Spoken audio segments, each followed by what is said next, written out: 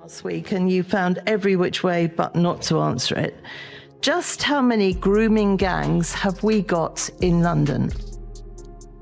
So the situation in London in relation to young people being groomed is different to the parts of the country. So what we have in London is young people being groomed, use your words, not mine, to be using county lines. In relation to sometimes... Okay, let me make it clear. Sorry, I wasn't clear enough. I was told I shouldn't be saying rape gangs. They are rape gangs. I'm talking about rape gangs. I'm not talking about country lines. But to go back, nobody likes me saying rape gangs, although they are rape gangs. Grooming gangs that I would call rape gangs. Tell me about them. How many of those have we got? Not country lines, those particular groups. To avoid any misunderstanding, can she define what she means by that? Yes, if you look at what's gone on in Rotherham, where there are people taking young girls, grooming them for sex, that is what I'm talking about. We know in London there are issues about exploitation of young people, but they're not as defined by the member in her definition of what those types of gangs are. So are you saying we haven't got the same sort of gangs that are in Rotherham, Bradford and lots of other places in the country? Just for your misunderstanding, what does she mean by that? You know full well what I mean by that. It's all over the television. You know exactly what I mean by that. These gangs of people that are grooming young girls for sex. Do we actually have those in London? To enable me to give a full answer, can she be clear what she means by that? I'm not clear what she means. How much clearer do you want me to be? Look at the gangs that they've uncovered in other parts of the country. Do we have those gangs in London? It's a simple question. The answer is very simple. It's yes or no. I'm not asking you where those gangs are because the police might not want them to be disclosed. I'm asking you, do we have those sort of gangs in London? I'm not sure why she's so nervous to say what she means. Tommy Robinson has thrown London politics into turmoil, sparking a backlash that spread faster than anyone anticipated. What began as a low-profile video erupted into a viral sensation, slicing through the monotony of staged handshakes and predictable press events. Shot on quiet streets of South London, the footage was calm but deliberate, no shouting, no chaos, just Robinson framed by police on corners and long lines outside public offices, the imagery radiating tension. His words hit harder. He accused Mayor Sadiq Khan of steering a city not merely divided but fraying at the edges, citing fear, political maneuvering, and neglect of working-class neighborhoods. The message ignited a storm online, with clips and posts dominating social media feeds within hours, fueling debates that cut across party lines. While some dismissed him as a provocateur, others, even seasoned critics, recognized the frustration of everyday Londoners in his pointed critique. Social media erupted with threads questioning why so many Londoners feel unsafe and ignored in their own city, signaling that the tipping point had arrived. The conversation quickly moved beyond Tommy Robinson. Now the focus was the state of London itself. Inside City Hall, the unrest is palpable. Insiders report a mayor increasingly unsettled by the swelling chorus of residents who feel abandoned under his watch, even as he stays publicly silent. The sharpest critiques aren't about crime figures or transport woes. They come from the voices in the footage, Londoners saying their streets feel foreign, their neighborhoods no longer theirs. Stripped of politics, those words reportedly cut deeper than any debate or statistic, striking at a leader who prides himself on connection with his constituents. This controversy has turned the spotlight from policy to perception, leaving Mayor Khan grappling not just with criticism of his decisions, but with doubt about his very ability to protect and represent the city. Mayor Khan now faces a direct challenge to his legacy, with the silence from his office, intentional or not, only fueling public anger. Each day without a clear response intensifies calls for accountability, leaving him in a precarious position where perception, not statistics, could determine his fate. Robinson's video went far beyond city management, questioning whether Khan will be remembered as a protector of London, or as a leader who allowed fear and frustration to take hold. The message has rippled well beyond Robinson's usual audience, drawing commentary from political figures across the spectrum. Nigel Farage highlighted the unrest on GB News as evidence of deepening discontent, while Reform UK demanded a thorough review of the city's crime and safety policies. Even some of Khan's traditional allies have spoken out, with a former Labour councillor acknowledging online that Robinson's rise exposes the party's failure to connect with struggling communities. The growing chorus of voices has made it impossible to dismiss this as a fringe outburst. What started as a single video has exploded into a major political flashpoint, dominating headlines and private conversations alike. Concern is no longer confined to Robinson's supporters. Questions of safety, identity, and leadership are resonating across London neighbourhoods, capturing even the attention of typically apolitical residents. The debate has shifted from one man's rhetoric to a broader reckoning. Are the city's leaders truly listening to the people they serve? Mayor Khan's continued silence has only amplified the perception that he is disconnected from the rising anger and unease, reinforcing the belief that leadership is more focused on image than confronting uncomfortable realities. That silence has transformed what might have been a contained controversy into a simmering, citywide crisis. As frustration spilled across social media, talk shows, and street-level conversations, Robinson's video struck a nerve by highlighting London's struggles with stark, unembellished imagery. No fiery speeches, no provocative rants, just empty playgrounds, shuttered storefronts along once bustling streets, and families navigating precarious conditions, painting a powerful picture of neglect. Paired with the quietly posed question, "Is this the progress London was promised?" the visuals landed harder than any slogan or soundbite. The clip quickly spread beyond Robinson's usual audience, circulating across forums, podcasts, TikTok feeds, and even casual debates in pubs and workplaces.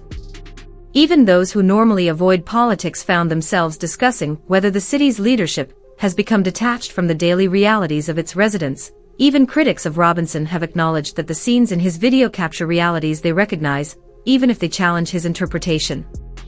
Meanwhile, Mayor Khan's team seems increasingly paralyzed, and their continued silence may be causing more damage than any statement could. Each day without a response reinforces the perception that City Hall is disconnected from the lives of ordinary Londoners, giving Robinson and others free rein to shape the narrative. What began as a critique of crime, local services, and governance has expanded into a far broader conversation about trust, representation, and the very soul of the city.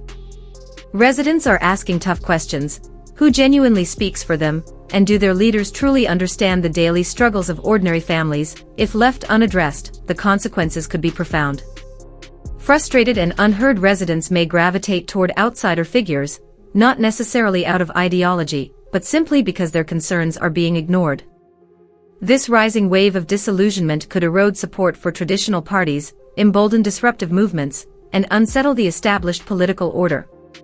For London, a city long viewed as politically predictable despite its diversity, this signals a period of real uncertainty, where no leader or party can take stability for granted. The stakes for Mayor Khan and the future of the capital's governance have never been higher, with public trust hanging precariously in the balance. Do you mean? No. I am saying exactly what I mean. I'm saying, have we got any of those grooming gangs in London? I'm unclear, Chair, what is meant by the question. If you could spell it out, I can answer. I've just spelt it out. Are you not listening? It's the sort of gangs that groom young girls at a young age for sex. Exactly how much clearer do you want me to be?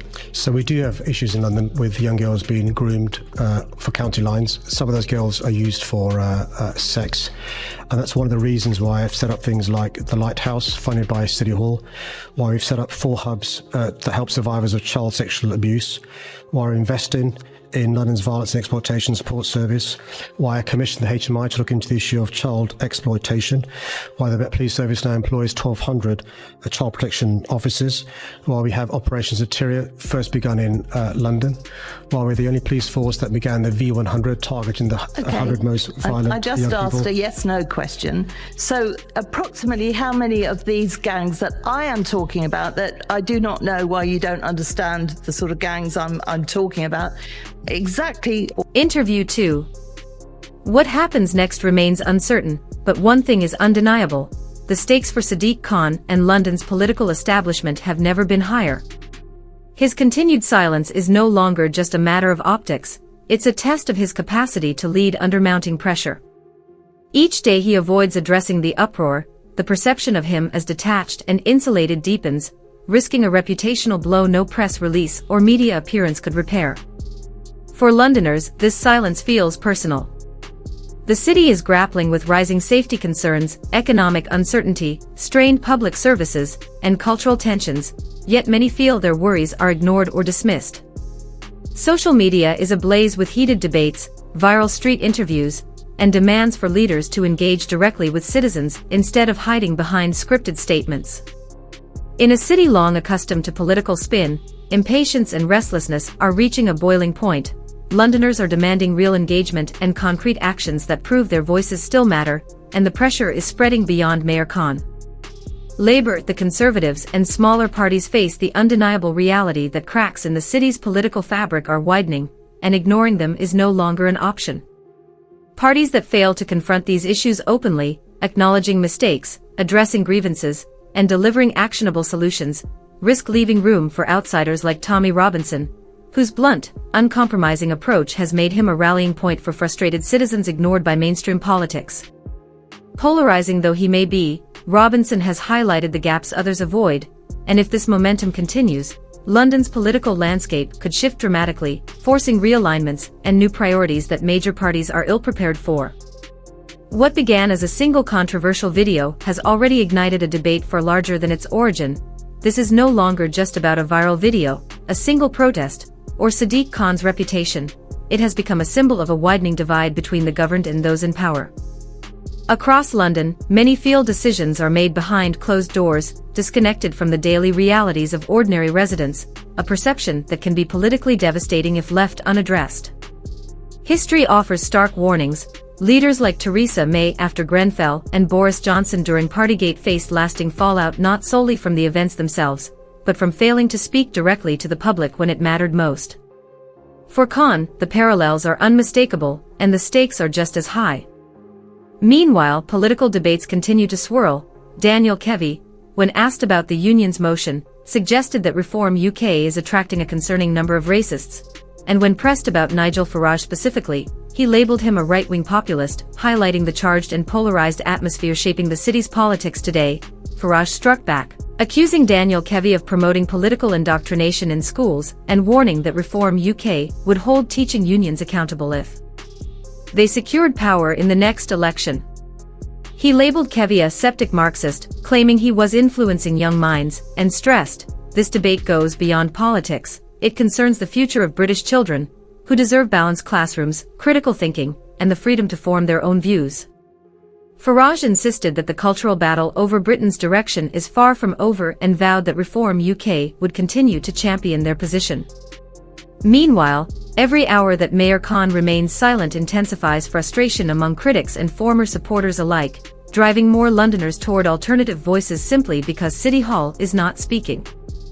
What began as a local uproar has escalated into a national conversation about leadership, accountability, and public trust, and generic statements will no longer suffice. Londoners are demanding concrete action and genuine engagement, and every day of silence deepens the perception that their concerns are being ignored, an impression difficult to undo. Headlines grow sharper, politicians maneuver, and each decision now carries the potential to define both Khan's future and the trajectory of London's governance. What began as a viral controversy has evolved into a stress test for the city's leadership. The cracks are visible, the pressure is mounting, and unless leaders reconnect with the public, London's political landscape could be reshaped in unforeseen and dramatic ways.